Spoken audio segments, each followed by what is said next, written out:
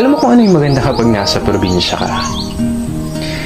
Yung parang sobrang layo mo sa problema.